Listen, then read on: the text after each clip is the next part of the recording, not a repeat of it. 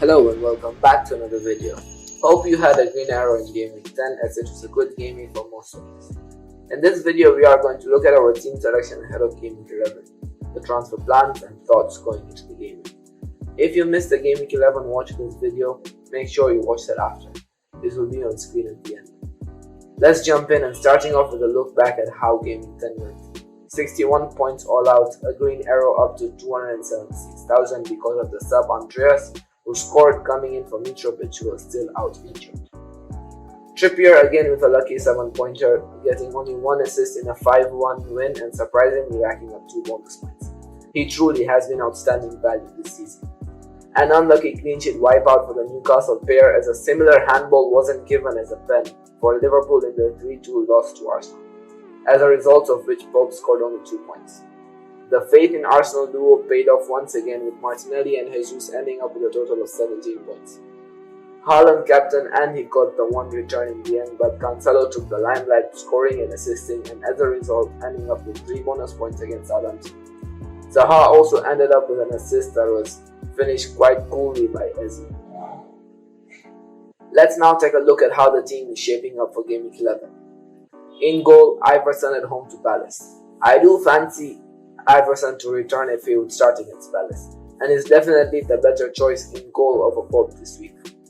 Fantasy Football Hub's AI also agrees with me, with them giving Leicester a 33% chance of a clean sheet compared to Newcastle's 21%.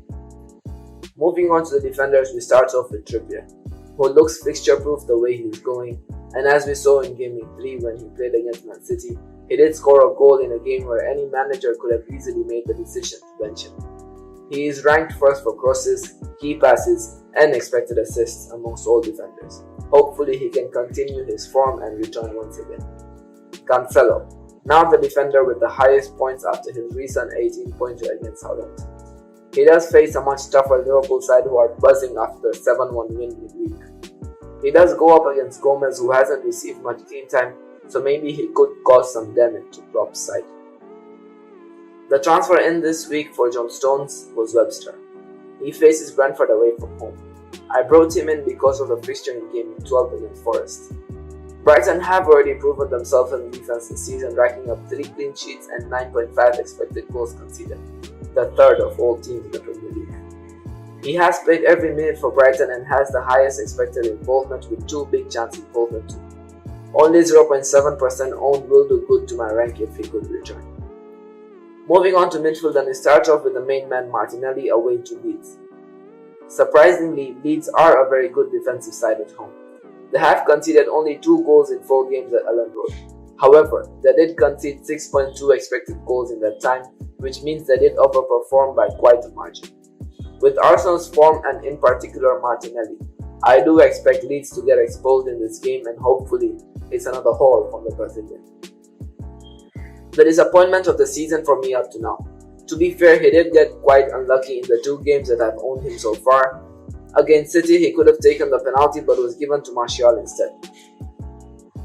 And in the game against Everton, he did score but it was ruled out for Ronaldo's offside. He also did have 3 key passes in Game 10, so that looks quite promising. Against Newcastle at Old Trafford, where he has scored in each of his last and only 2 meetings against the Magpies. He is another one really low owned in my team, so hopefully he can deliver. I had a choice of bringing in Son for him this game week, but those plans have since been cancelled due to the injury to Reece James. Leicester have kept 1 clean sheet this season, conceding 24 goals in that period. Zaha has already racked up 5 goal involvements up to now, and these numbers look promising against Leicester. Speaking of Leicester, Maddison is up against Palace at home this week.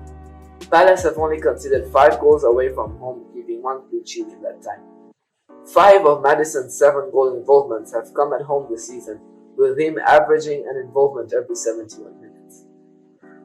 3 forwards up top this week, and starting off with the injury out Mitrovic. He faces Bournemouth at home, and the only concern with him is his injury that kept him away from the squad against West Ham last game. Bournemouth have conceded 16 goals away from home this season and have conceded 15 chances from headers. With Fulham being well aerially equipped, this does look like a pretty high ceiling game for Mitrovic if he could start. Haaland faces Liverpool away from home this game week, and gets the armband from me. Liverpool have only kept one clean sheet this season, and that was in their 9-0 win against Bournemouth, so a clean sheet doesn't look likely in this one. With many of their defensive injuries, this may be a very punishable game for Haaland. Lastly, to wrap up my Game Week 11 team is Jesus away to Leeds. Jesus does still look one of the best attackers to own, even with all the other options coming about. I did say in the previous week's team selection that he is in my plans out, but I've since changed that decision and will probably field 10 players in the blanking game to 12. I've also decided to roll my second transfer this week and will take 2 free transfers for next week. That is it for the video. Thanks for watching. Before you go, don't forget to like and subscribe so you never miss a future video.